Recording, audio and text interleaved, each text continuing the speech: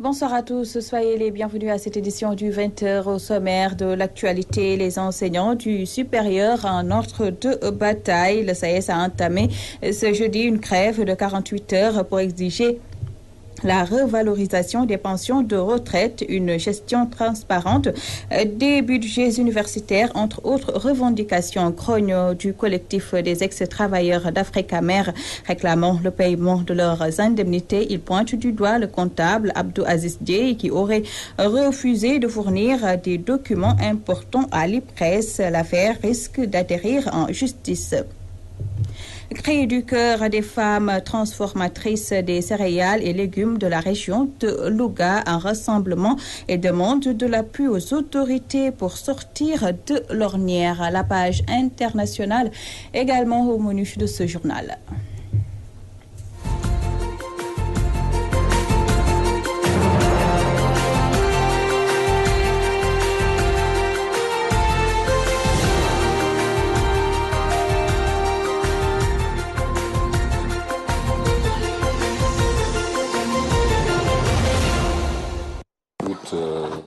Merci de vous joindre à nous. Grève d'avertissement du SAES. Les enseignants du supérieur décrètent 2 jours de grève à l'échelle nationale. Parmi les revendications, la revalorisation des pensions de retraite, un diagnostic de la gestion des budgets universitaires, entre autres. Malik Fall, le secrétaire général du SAES, s'est confié à Khadisila. À la réunion du Bureau national qui a été organisée le samedi 29 avril. Et cette rencontre donc, du Bureau national faisait l'évaluation des conclusions qui sont issues donc, de la conférence sociale. Il faut rappeler que le SAES avait entamé donc des mouvements de grève entre 2011 et 2010, avant 2011 jusqu'en 2011. Nous avions fait donc une suspension de la grève à la veille des élections présidentielles. Après ces élections présidentielles, bien sûr, nous avions donc repris des mouvements de grève et qui ont abouti à un accord avec le gouvernement en mai 2016. Et parmi les points d'accord figuraient le point qui était relatif à la retraite, c'est-à-dire à l'amélioration de la pension de retraite au niveau de l'enseignement supérieur. Donc nous avions pu avoir un accord avec le gouvernement sur une pension de retraite à revenu défini qu'il fallait tout simplement donc valider à la conférence sociale. Donc nous avons attendu cette conférence sociale qui finalement a été organisée au mois d'avril, c'est-à-dire les 24 et 25 avril. Mais notre déception a été grande, tout simplement par le fait que les conclusions qui sont issues de cette conférence sociale étaient plus ou moins en déphasage par rapport à l'accord que le SAES avait obtenu avec le gouvernement. Ce qui a fait donc qu'à l'issue de cette conférence sociale, nous avons tenu une réunion d'évaluation à la suite donc de laquelle ce mouvement donc de grève a été décidé. Je vous le disais en titre, le collectif des ex-travailleurs d'Africamer réclame le paiement de leurs indemnités. Ils accusent le cabinet du comptable Abdou Aziz Dieye d'avoir refusé de donner les documents nécessaires pour permettre à l'IPRES de les régulariser. Ces ex-agents d'Africamer promettent de saisir la justice. Leur porte-parole Alune Baldé explique au micro de Khadisila. Nous sommes là pour la liquidation d'Africamer. À peine 2,7 milliards. Le collectif des travailleurs de la dite société a le plaisir d'informer le ministre de tutelle et prendre en témoin l'opinion publique de la situation actuelle que nous vivons. Les raisons de nos revendications sont, premièrement, nous réclamons nos droits. Nous réclamons le paiement de nos salaires, de nos arriérés de salaires nets, parce qu'on n'en a reçu que les bruts. Nous réclamons le remboursement de nos cotisations à la caisse de sécurité sociale. Le liquidateur Abdou Aziz Dieye, à qui nous avons adressé une lettre de demande d'audience datée du 3 novembre 2015, refuse de nous recevoir. Au niveau de l'IPRES, on a injecté de l'argent là-bas. l'IPRES demande à Abdelaziz de lui envoyer le document pour pouvoir régulariser notre dû. Mais il le refuse. Nous réclamons les 30% des embauchés, les 15% des journaliers mis dans le protocole d'accord supervisé par le ministère de la fonction publique. Nous réclamons le reste du paiement des marins. Nous réclamons l'intégralité de notre argent au niveau de l'IPM, comme il l'a fait avec la coopérative d'habitat. Pour conclure, nous lançons un appel aux liquidateurs que s'il n'y a pas de réaction dans 2 semaines, nous allons saisir les autorités compétentes, le ministre de la Justice, le procureur de la République, le juge commissaire.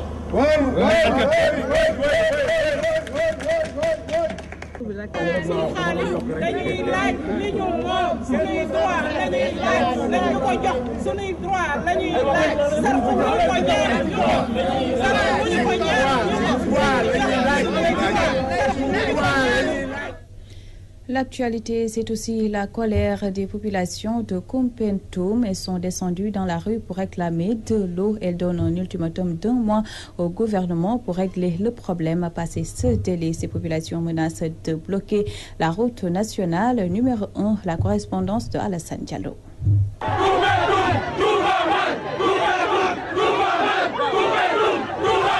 Koumpentoum, une localité qui est encore loin de voir le bout du tunnel, manque presque de tout, surtout d'eau. Le département de Koumpentoum traîne des insuffisances quand on le met en phase avec les autres départements du Sénégal. L'aire de jeu est non réglementaire. C'est ça, non réglementaire, notre aire de jeu fait qu'on ne peut pas organiser des compétitions régionaux. Koumpentoum également doit bénéficier d'un lycée moderne. Aujourd'hui, la question de l'eau est une question très essentielle, une question très importante, parce que tout simplement l'eau est en source de vie. Actuellement, la pompe qui se trouve ici au niveau du département ne peut pas ravitailler le besoin de la population en eau. L'exploitation et la gestion de l'eau doivent être confiées à une expertise telle que la SDE. Nous réclamons sans condition la mise au point ainsi que l'installation de la SDE. Ces populations qui ont marché à travers les artères de la commune donnent un ultimatum d'1 mois au gouvernement de Macky Sall et n'excluent pas de bloquer la route nationale numéro 1 si une solution urgente n'est pas apportée à leurs revendications. Et je lance un appel solennel à M. le Président qui règle de facto, parce que la question de l'eau, on ne peut pas attendre des jours, encore une fois des semaines. Je lance un appel solennel à M. le Président qui règle de facto la question de l'eau. Qui veut 1 mois jàpp nañ ni problème bi bu résoudre muy problème ndox bi buñ ko saafarawul 1 mois dinañ wàccaat ci tali bi ñoom autorisation dinañ wàcc ci tali bi ñu ñàkk am autorisation dinañ wàcc ci tali bi. Au terme de leur marche, ces populations ont remis un mémorandum au sous-préfet du département. Alassane Diallo, Koumpentoum, Radio-Télévision Walfadjri. Alassane Diallo, à Louga, les femmes transformatrices de produits céréaliers et de légumes confrontées à une absence de local pour mener à bien leur activité. Un rassemblement, ils ont invité les autorités à les appuyer pour mieux vendre leurs produits. Daba Ndiaye Sek parle en leur nom au micro de Omar Kairé. À Louga, nous avons sérieusement des problèmes. Nous avons des problèmes concernant les locales à produire. Parce que ici, les femmes sont tellement dynamiques. Mais malheureusement, nous avons un manque de moyens. Quand même, nous avons saisi des autorités. Parce qu'on ne peut pas travailler sans un local. Nous n'avons pas besoin, comme M. l'a dit, si bien dit, sans un local. Tout se fait chez moi. Donc, nous demandons aux autorités locales de nous aider, de nous accroître. Même s'il n'y a pas encore un lieu, il y a des lieux, des bâtiments administratifs non occupés, qu'ils nous prêtent ça pour un certain temps. Après, maintenant, on va trouver des solutions. Si on avait un local, on va travailler plus. Parce que les femmes là sont tellement engagées. Mais malheureusement, on fait le travail chez moi. Et parfois, vraiment, c'est un petit local. On ne peut pas étendre tous les étals. Parce que ce projet, c'est un projet tellement important. Donc, il nous faut un grand local pour pouvoir démarrer nos activités. On nous a tellement bien formés avec les formateurs qui sont à Dakar, ils sont bien de l'ITEA. Parce que l'ITEA, vous savez très bien que l'ITEA, c'est un institut de technologie alimentaire. Donc, il nous a bien formés. Donc, nous sommes capables de concurrencer. Nous sommes capables d'écouler nos marchés, d'écouler nos produits. Ça, je vous le garantis. En politique, les femmes libérales font le procès du régime de Macky Sall. Elles ont tenu une assemblée générale de mobilisation en présence de certains responsables pour appeler leurs sœurs et frères de partis à travailler pour avoir la majorité aux prochaines législatives. Un compte-rendu de Théodore Semedo.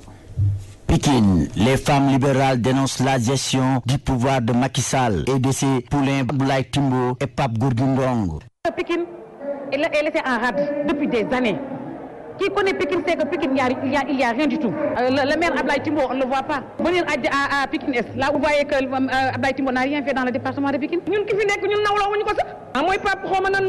Ces militants du PDS en assemblée générale de remobilisation de nos troupes en direction des législatives ont appelé leurs sœurs et responsables locaux de partis à lutter pour gagner ces élections en perspective du scrutin présidentiel de 2019.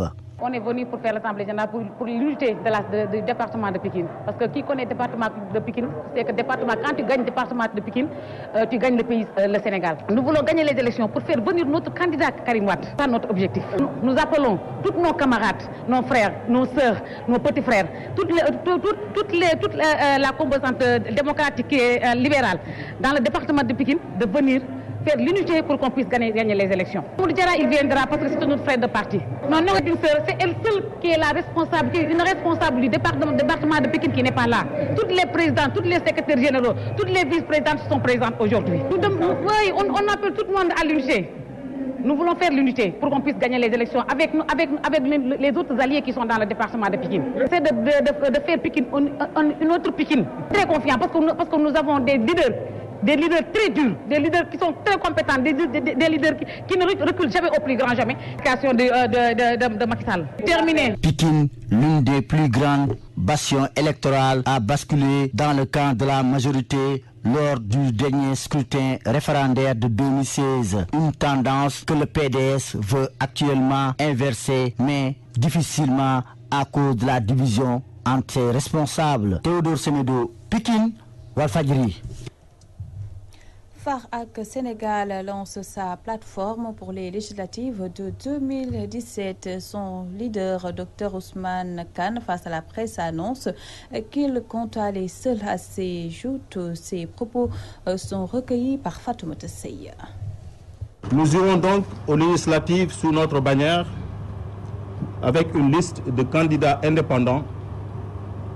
Cette liste sera celle de la rupture, celle de l'alternative et de l'ouverture à toutes les forces citoyennes désireuses de rendre enfin le pouvoir au peuple. Notre liste sera celle de l'espoir, du vrai changement. Elle sera celle de la prise en compte exclusive des intérêts de toutes les couches de la population. Qu'il s'agisse des jeunes précarisés, des femmes vulnérabilisées, du monde rural martyrisé et de la diaspora déconsidérée. En somme, notre liste est celle du Sénégal. Pour la rupture et l'alternative citoyenne, et avec enfin le peuple aux commandes de son destin, nous lançons le mouvement FARAC Sénégal avec tous les Sénégalais désireux de participer à la construction d'un Sénégal nouveau, avec des hommes nouveaux appliquant des politiques nouvelles. Le combat commence et il sera poursuivi jusqu'au soir où le peuple reprendra le À Touba, les autorités installent les bouches d'incendie pour prévenir la menace d'incendie notée dans certaines zones depuis quelque temps. Une manière d'accompagner le travail des sapeurs-pompiers, nous dit Mamadou Martarsar. La recrudescence des incendies notée un peu partout à travers le Sénégal et qui occasionne parfois des pertes en vie humaine a poussé les autorités municipales de la cité religieuse de Touba à réaliser une dizaine de bouches d'incendie dans plusieurs lieux publics de la ville sainte. Un ouvrage estimé à plusieurs millions de francs CFA. On sait que nous sommes aujourd'hui confrontés au feu. Et Touba est une agglomération. donc qui polarise beaucoup de gens quelque part dans les marchés à certains endroits. Donc pour prendre donc à bras le corps ce problème, donc on a initié les bouches d'incendie qu'on a visitées et que ce qui se passe quelque part, c'est vraiment un véritable problème. Je pense que les vies humaines doivent être en tout cas sécurisées. Et je crois que vous avez vu l'état des réalisations. Et partout où on est passé, on s'est rendu compte que ça a été opérationnel. Donc ceci, vraiment, pour en tout cas prendre le devant, parce qu'on dit que gérer, c'est prévenir. Pour l'instant, il y a 10 qui sont réalisés et le reste va suivre. Présent à cette tournée, le commandant des sapeurs-pompiers de Touba appelle les populations à ne pas encombrer ces sites abritant ces ouvrages car ça pourrait avoir des conséquences néfastes en cas de catastrophe. Ces bouches d'incendie servent à protéger leurs biens, n'est-ce pas? Si les bouches sont encombrées et l'accessibilité des sapeurs ne peut pas se faire correctement, ou bien la population met des ordures sur les bouches d'incendie, ça permet de l'utiliser difficilement. Et ça retarde aussi toujours la promptitude des secours. Parce que les secours, pour que ça arrive de façon rapide, il faut que les conditions soient réunies. Nous, on peut venir avec notre engin, mais si pour arriver au marché, utiliser la bouche d'incendie, il va falloir désencombrer, c'est du temps perdu. Donc. Signalons que les autorités municipales, avec à leur tête le maire Abdullah Khadka, ont annoncé 17 autres bouches d'incendie afin de desservir la cité religieuse de Touba. Dans la projection, on a prévu de mettre 17 bouches d'incendie. Mais pour l'instant, il y a 10 qui sont réalisés et le reste va suivre. Touba Mbaké, Mamadou Makhtar Sarr pour la radio-télévision Walfadjri.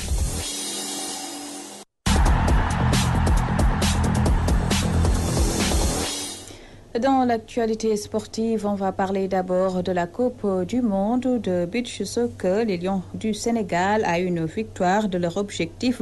Ils jouent leur quart de finale face à l'Italie à minuit. Les Italiens rompus à la tâche sont des habitués de ces compétitions. Un adversaire de taille pour les hommes de Ngala Silla. On va y revenir avec Cheikh Tidiane Gomis. Sport, toujours, la promotrice de course d'âne, Adama Gueye, plaide l'intégration de cet animal dans les compétitions sportives et elle propose l'organisation d'un championnat national de course d'âne pour la promotion de cette équidé laissée en rade par la société. Des propos tenus lors de la 4e édition de course d'âne à Louga. Adama Gueye est au micro de Omar Kairé.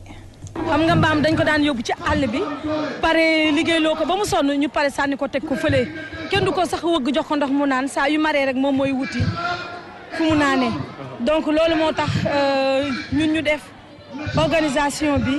Nous avons constaté que l'âne est toujours utilisé dans les travaux champêtres ou pour les besoins du transport dans le milieu rural. Mais nous avons dit que l'âne mérite plus que ça. Cet animal mérite plus de considération. C'est ce qui explique l'organisation de cette course.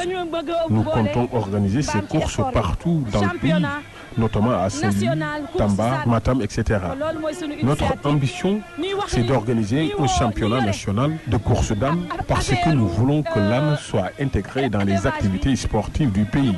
C'est pourquoi nous invitons les autorités en charge de l'élevage à plus de considération à l'endroit de cette équidé, mais également les autorités en charge du sport. Elles doivent intégrer l'âne aux organisations des compétitions. mbaami ci sport bi nañu boole mbaami ci course yi ndax xam ne course mbaam ci affaire bi la bokk.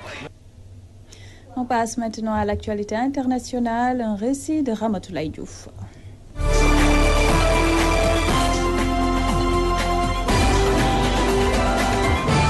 Les téléspectateurs qui attendaient le débat télévisé entre Emmanuel Macron et Marine Le Pen mercredi 3 mai pour faire leur choix en vue du second tour de l'élection présidentielle ont certainement dû être déçus en lieu de place d'un échange d'idées sur les politiques du prochain quinquennat. C'est à un vigilant qu'ils ont assisté.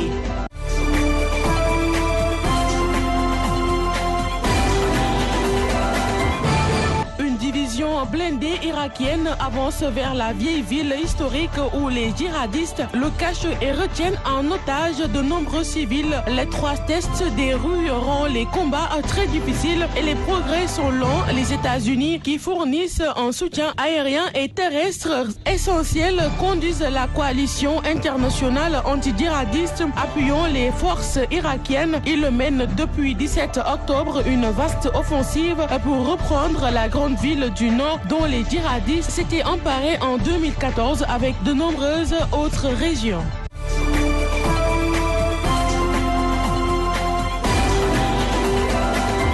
La pression augmente sur la ministre de la Défense allemande et du même coup, la chancelière Ursula von der Leyen a annulé un déplacement aux États-Unis pour gérer l'affaire de l'officier de la Bundeswehr présenté sous le nom de François A. Le militaire d'extrême droite comptait commettre un attentat pour faire accuser les réfugiés. Il s'était aussi fait passer pour un réfugié.